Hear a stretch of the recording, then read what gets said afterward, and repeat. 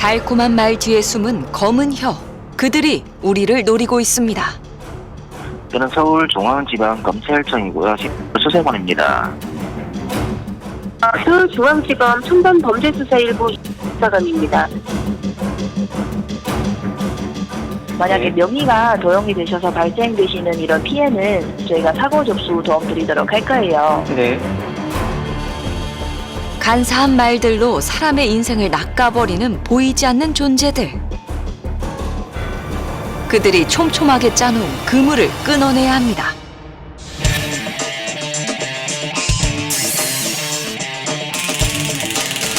당신을 노리며 진화하는 보이스피싱 수법과 그들을 응징하는 현장 기록. 수학이 넘어 숨어있는 악랄한 정체는 무엇일까? 강북경찰서 지능범죄수사팀과 그 치열한 현장을 쫓았습니다. 동영상 보이스피싱으로 긴급 체포하는 거예요. 네, 변호사선임 할 수 있고 변명에게 있고 체포적부심 청구할 수 있어요. 와.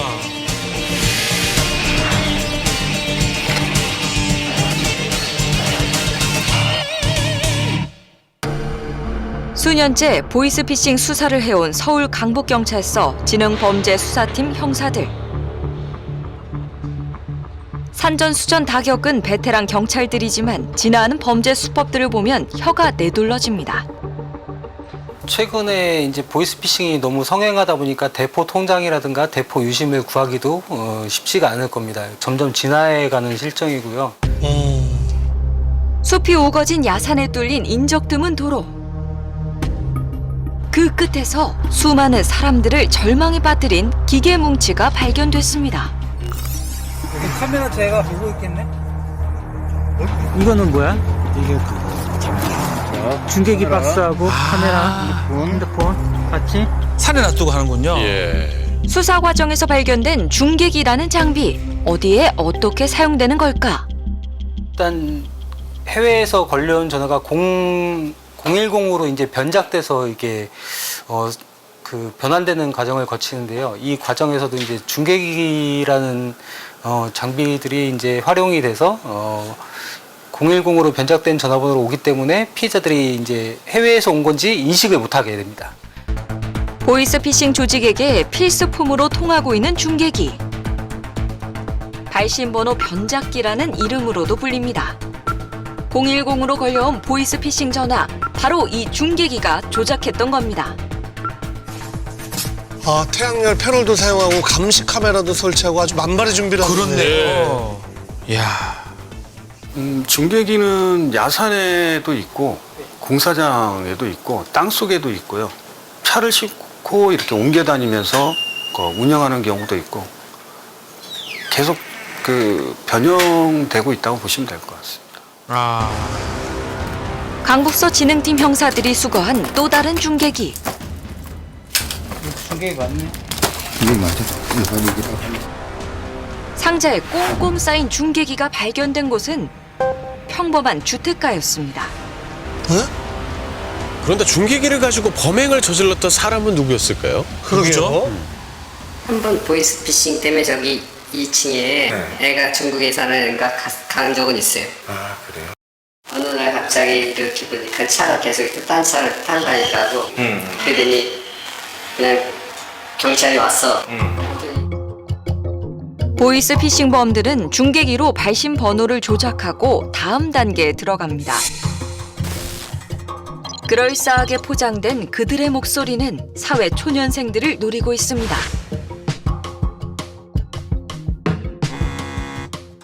저는 서울중앙지방검찰청이고요.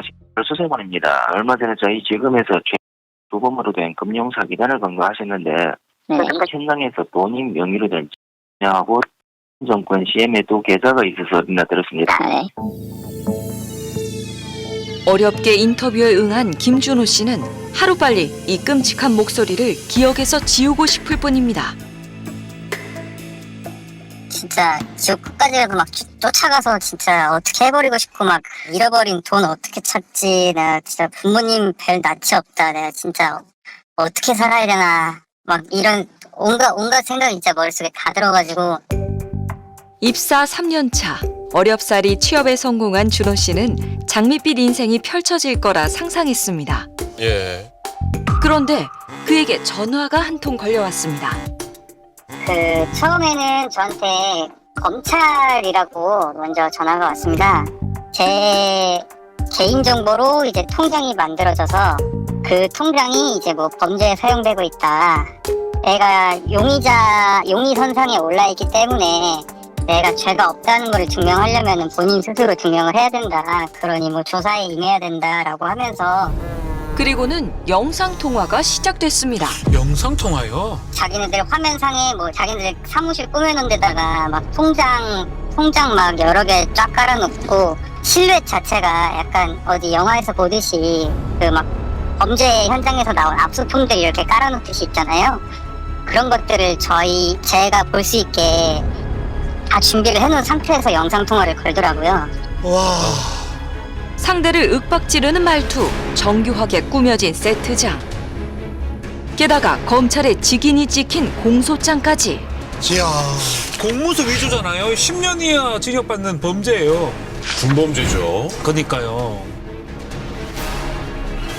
준호 씨는 점점 그놈들이 파놓은 함정으로 빠져들고 있었습니다.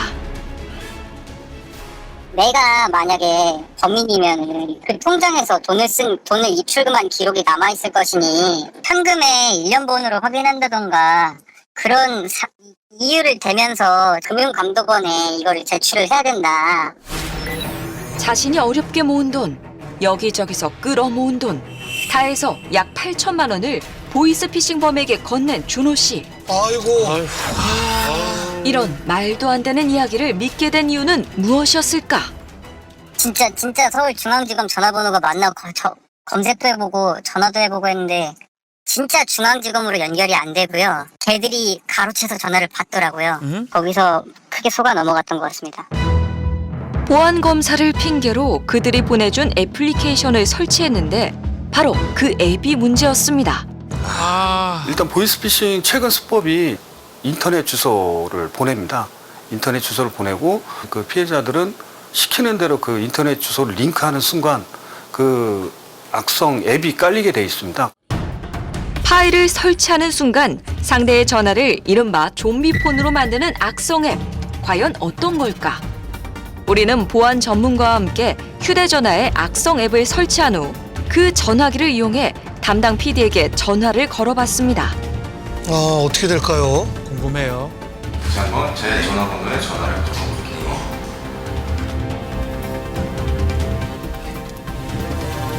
또 다 이쪽 휴대폰으로. 제 전화기는 아예 오지도 않고. 네네. 놀랍게도 PD의 전화기가 아닌 미리 지정해둔 휴대전화로 연결됩니다. 와. 이야. 본인의 휴대폰에 저장되어 있는 개인정보는 다 해킹이 된다고 보시면 되고 피해자 본인 스스로도 아무리 의심돼서 다른 기관에 뭐 경찰에 전화를 해도 콜센터에서 돌려서 전화를 받아버리기 때문에 자기도 모르는 사이에 피해를 입는다고 볼 수 있습니다.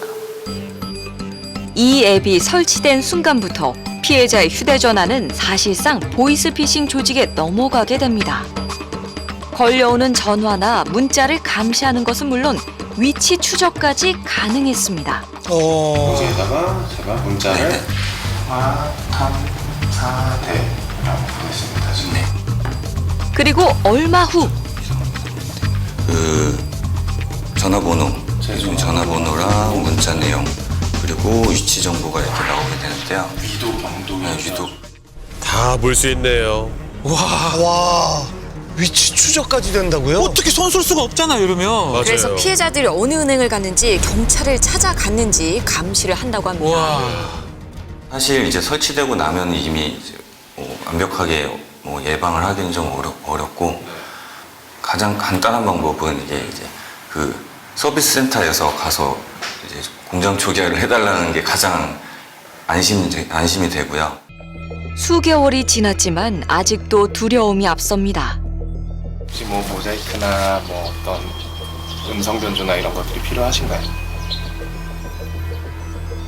안 하면 그대로 나갈 수 있습니까? 네, 안 하고도 나갈 수 있습니다. 보복이 두려워서 안 되겠습니다. 솔직하게. 보복이라고요? 무슨 일이 있었던 거죠? 그러게 뭔가 큰 일을 겪으신 것 같은데요. 길고 긴 코로나19의 터널에서 벗어났지만 배달 대행업을 하는 주영욱 씨에겐 또 다른 고난의 시작이었습니다. 배달 대행업도 조금 많이 힘들어졌어요. 지금 전체적으로 많이 콜수도 좀 줄어들고, 근데 지금 생활은 또 해야 되고 또 나이도 있고 그러다 보니까 돈이 좀 필요했습니다. 생활 자금이 필요했던 영욱 씨는 대출을 받기 위해 다방면으로 돈을 빌릴 수 있는 곳을 알아봤습니다. 하지만 수입이 일정하지 않은 소상공인이 은행의 문턱을 넘기란 쉽지 않았습니다. 그렇죠. 하늘이 무너져도 솟아날 구멍이 있다던가요? 영욱 씨에게 반가운 연락이 왔다고 합니다. 핸드폰 문자를 통해서 자영업자 대출을 좀 해준다고 해가지고 상담사하고 이야기를 하다 보니까 대출이 될 것 같더라. 거절 없이 무조건 대출이 된다는 솔깃한 내용의 문자. 좀 수상한데요? 게다가 시중은행과 큰 차이 없는 금리는 영욱 씨의 마음을 흔들기에 충분했습니다. 무조건 대출이 되고 이율도 비슷하면 뭐 혹할 수밖에 없죠. 상환 기간이 7년입니다. 꽤 길어요. 대출을 받으려면 서울로 와야 한다는 말에 곧장 버스에 오른 영욱 씨. 그런데 서울에 도착하자마자 상담원이 대출을 핑계로 이상한 요구를 하기 시작합니다. 무슨 요구요? 처음에는 2천에서 3천 정도를 이야기했는데 나중에는 2천만 원을 더 해가지고 5천만 원 정도를 해주겠다. 자기네 회사에서 할 수 있는 지시하는 내용을 이행할 수 있겠느냐. 그렇게 말하길래 나는 돈을 더 대출을 하고 싶어서 그렇게 하겠습니다 라고 이야기를 하니까 자기들이 지정하는 장소에 가가지고 구입을 해랄까? 지정하는 데가 골드바, 금을 구입하는 데였거든요. 골드바요? 대출을 받는데 왜 골드바를 사라고 하는 거죠? 전혀 매치가 안 되는데요. 그러니까요. 그리고 얼마 후 영욱 씨의 계좌에 입금된 5,100만 원이라는 거액의 돈. 영욱 씨는 상담사의 지시대로 용인과 서초구를 돌며 약 5천여만 원의 골드바를 구매했습니다. 그런데 수색하는 거 동의하죠? 현행범으로 체포된 것은 다름 아닌 보이스피싱 수거책. 바로 영욱 씨와 접촉하려던 인물이었습니다. 여기에 현금. 이거 얼마예요? 300 정도요. 300 정도? 본인 돈인데 얼마인지도 몰라요? 정확히 보이스피싱 피해금 아닌데 제출할 거예요? 판단되기 때문에 압수할 거예요. 형사님들이 그냥 한 자리에 있었어요. 시민인 척 해가지고 현행범 체포하기 위해서 대기라고 했었죠. 하마터면 영욱 씨가 범죄에 엮일 뻔했네요. 큰일 날 뻔했습니다. 그렇네요. 금을 구매하라는 그들의 지시가 의심스러웠던 영욱 씨. 서울로 향하기 전 평소 알고 지내던 형사에게 제보를 하여 수거책을 잡았던 겁니다. 저는 단순하게 한두 명인 줄 알고 시작을, 또 시작도 아니죠. 그냥 끝이다. 그냥 잡으면 끝이 나다 했는데 이게 흔히 말하면 지금 너무 크더라고요. 보이스피싱 수거책에 타고 있던 SUV 차량에서는 다량의 골드바가 발견됐습니다. 이거 금이네? 다 뺐네. 금이에요. 영욱 씨의 제보로 확보한 골드바와 현금 뭉치들. 용도는 무엇이었을까? 은행이나 이제 인출을 하게 되면은 이제 은행 직원이 의심해서 신고하는 사례가 다수 발생하기 때문에 신종수법으로 이제 골드바로 전환을 해서 돈으로 환전을 해서 이제 세탁하는 방법을 거치게 됐습니다. 참. 1차 수거책이 피해자들에게 받은 범죄 수익으로 금을 구매합니다. 그리고 2차 수거책이 골드바를 현금으로 바꿔 3차 수거책에게 넘기는 거죠. 아하. 3차 수거책은 국내에 있는 총책에게 범죄 수익을 전달하고 최종적으로는 피해 금액을 해외로 빼돌리는 겁니다. 이야, 참. 그러니까 여러 단계를 거치며 골드바로 소위 말하는 돈 세탁을 시도했다는 거죠. 게다가 10대 청소년들까지 범행에 가담한 정황이 포착됐습니다. 저 모자를 뒤집어 쓴 사람이 10대인 거죠? 네, 맞습니다.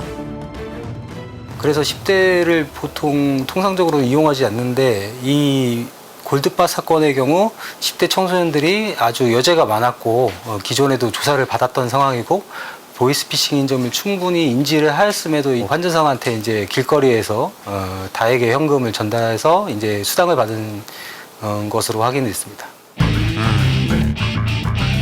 보이스피싱 조직의 배후를 쫓기 위해 분주하게 출동 준비를 하는 강북서 진흥팀 형사들. 혹시 모를 불상사를 대비해 꼼꼼하게 장비들을 점검합니다. 지금 저희가 최종적으로 확인된 게 미성년자 2하고 를 검거하면서 그 위에 상선이 있다라는 걸 확인이 됐죠.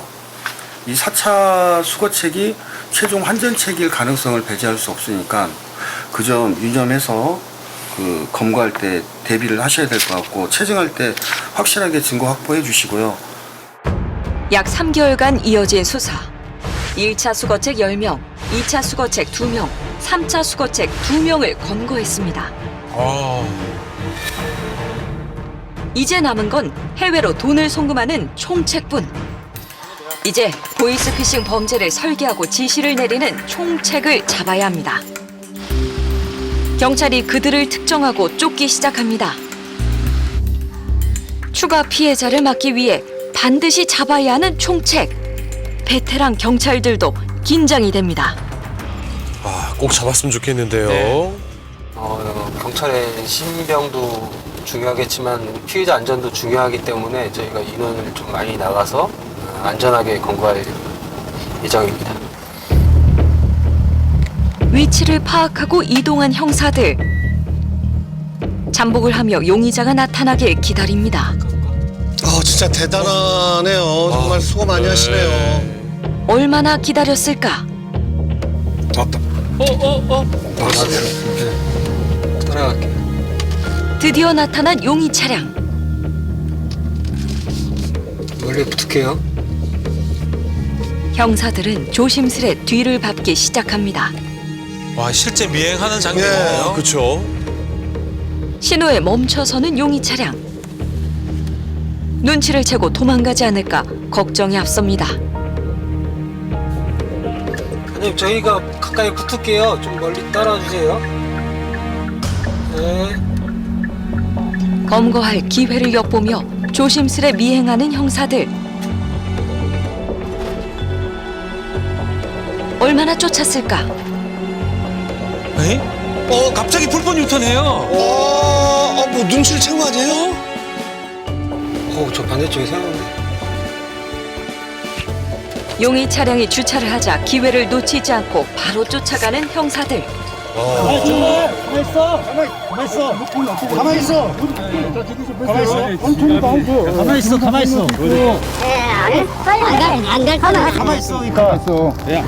자, 본인 이름 뭐예요? 본인은?